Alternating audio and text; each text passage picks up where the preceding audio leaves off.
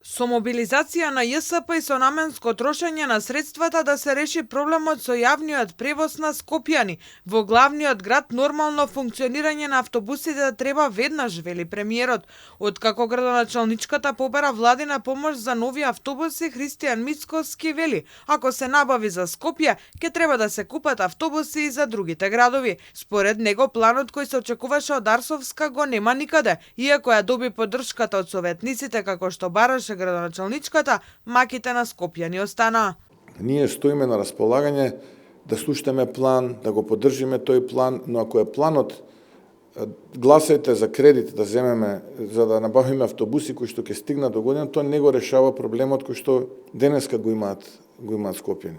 Проблемот се решава со мобилизација во рамките на компанијата јавно сообраќајно предпријатие, со вистинско трошење, наменско трошење на средствата кои што скопјани преку градската каса му ги даваат како субвенција на јавното сообраќајно предпријатие во Скопје и на тој начин се решава проблемот инстант и брзо.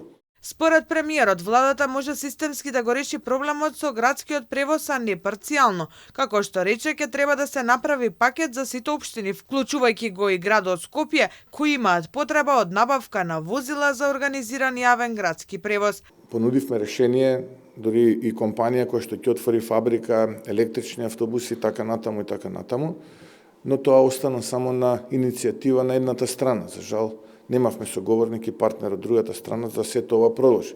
Инаку, да, точно е, како влада размислуваме, но размислуваме за сите општини на целата територија на државата, да направиме еден ваков пакет, за да можеме сите општини кои што имаат потреба од организиран јавен градски превоз.